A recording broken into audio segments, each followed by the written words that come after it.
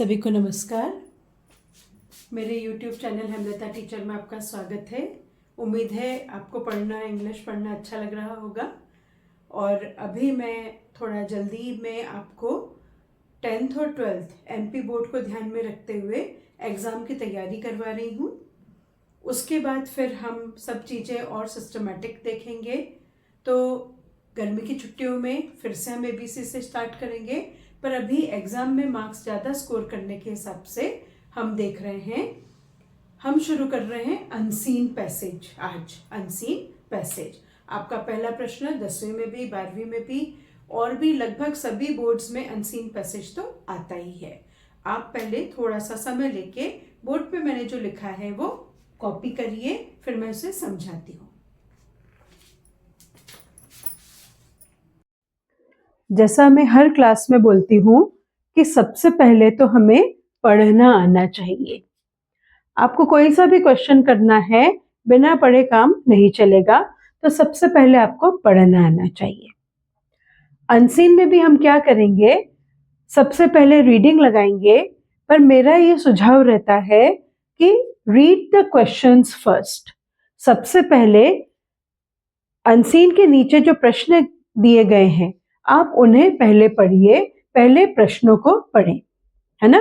पहले क्वेश्चंस को पढ़ने का क्या फायदा होगा, हमारा एक मन बन जाएगा कि ये मतलब जो पैराग्राफ हम पढ़ेंगे उसमें हमको किस प्रकार के उत्तर ढूंढने हैं। थोड़ा समय मुझे लगता है बचता है। दूसरा जो है, प्रश्न पढ़ते समय, अभी जब आप प्रैक्टिस करेंगे अनसीन की, प्रश्न पढ़ते समय आप ये ध्यान रखें कि what are the different types of questions. किस प्रकार के प्रश्न जो है अनसीन के बाद में पूछे जाते हैं। उदाहरण के लिए या तो ऑब्जेक्टिव टाइप क्वेश्चन हो सकते हैं, वस्तुनिष्ठ जिनको हम बोलते हैं, ABCD चॉइस रहेगी, उसमें से कोई चुनना रहेगा। या तो ऑब्जेक्टिव टाइप होंगे या फिर वन लाइन वाले भी हो सकते हैं, है ना। एक वाक्य में आपको उत्तर देना, ऐसे भी हो सकते हैं। कभी कभी रिक्त स्थान की पूर्ति वाले भी आ जाते हैं, फिल इन द ब्लैंक्स जिनको हम बोलते हैं। और कभी कभी ट्रू फॉल्स भी आते हैं, सत्य असत्य, ट्रू फॉल्स, ये हमको बताना पड़ता है। तो हमको प्रश्न भी मालूम होना चाहिए और किस प्रकार की श्रेणी हम उसको बांट सकते हैं ये भी हमें मालूम होना चाहिए। एक और प्रश्न जो आता है इसमें वो ग्रामर पर, पार्ट्स ऑफ स्पीच पर भी आधारित आता है। जैसे आपको अनसीन पैसेज में से कोई शब्द दे दिया जाएगा और बोला जाएगा कि इसका नाउन रूप लिखिए, इसका वर्ब लिखिए, है ना। तो हमारा एक मन होना चाहिए कि किस प्रकार के प्रश्न हमको अनसीन को पढ़ने के बाद हमें आंसर देने हैं। ठीक है, इतना आया समझ में, इतना क्लियर आया। ठीक है, अब हम एक एग्जाम्पल देखते हैं। ये एग्जाम्पल जो मैं आपके सामने दिखा रही हूँ ये 10वीं कक्षा का है। 10वीं कक्षा में 2 अनसीन पैसेज आते हैं और आराम से आप इसमें 10 अंक कवर कर सकते हैं। जैसे मैंने आपको सजेस्ट करा, हम पहले क्वेश्चंस पढ़ते हैं। तो यहाँ पर पहला प्रश्न आपको दिख रहा है, the ultimate challenge these days is to A. Make money, B. Make your mind calm, C. Get education, D. Focus on breathing। दूसरा प्रश्न है, meditation helps students A. to improve long-term performance in studies, B. to gain weight, C. to increase height, D. to get a job। Third, the simplest form of meditation is A. focusing on studies, B. light exercise, C. focusing on breathing, or D. walking। Fourth, the word meditation is A. a verb, B. an adjective, C. a pronoun, D. a noun।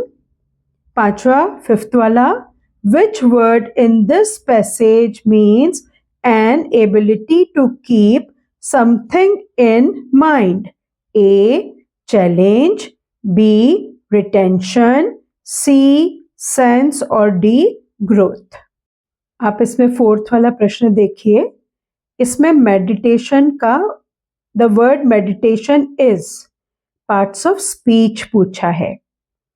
आप parts of speech वाला video देखिए मेरा, उसमें आपको clear होगा verb, adjective, pronoun, noun क्या होते हैं। तो एक प्रश्न का प्रकार ये भी है कि आपको उसकी ग्रामर की कैटेगरी पूछ रहे हैं। दूसरा, आप पांचवा वाला देखिए, विच word in this passage means का मतलब होता है अर्थ। तो वोकैबुलरी के ऊपर आधारित भी प्रश्न हो सकते हैं। अब देखिए हम इसको पढ़ते हैं। मैंने, क्योंकि मैं समझाना चाह रही हूँ इसलिए पेंसिल से निशान लगाए हैं, पर पुनः आपको याद दिलाऊंगी कि एग्जाम के क्वेश्चन पेपर में आपको एग्जाम हॉल में रोल नंबर के अलावा कुछ नहीं लिखना है। ठीक है, चलिए अब अपन प्रश्न पढ़ते हैं। Read the passage carefully and answer the questions given below. What is the ultimate challenge these days? The ultimate challenge is to make your mind calm, and the ultimate solution is meditation. For a student, there can't be a more powerful technique to improve long-term performance in studies than meditation.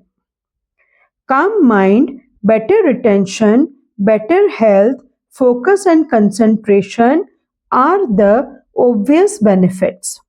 When you practice meditation, you have a sense of well-being, happiness, and spiritual growth.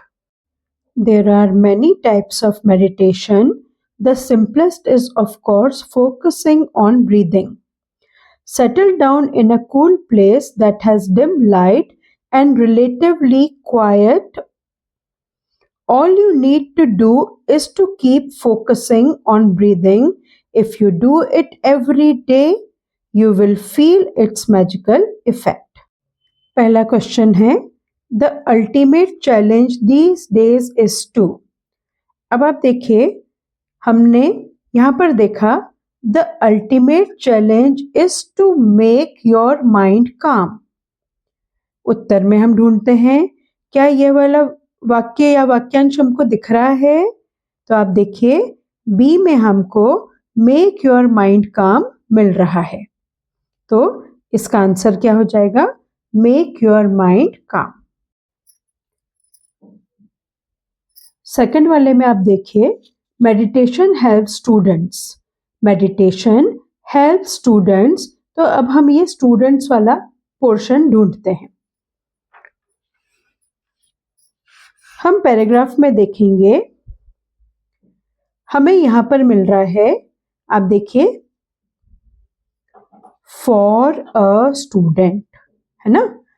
For a student there can't be a more powerful technique to improve long-term performance in studies than meditation, है ना। तो अब हम देखते हैं कि ये जो है मिल रहा है क्या, देखिए ए में ही मिल गया, to improve long term performance in studies.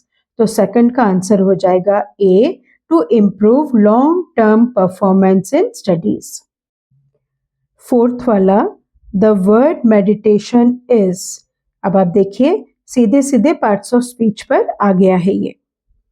आप पार्ट्स ऑफ स्पीच वाली वीडियो भी देखिए, 2 सेक्शन में मैंने बनाई है, noun, pronoun, verb, adjective, adverb, preposition, conjunction और इंटरजेक्शन।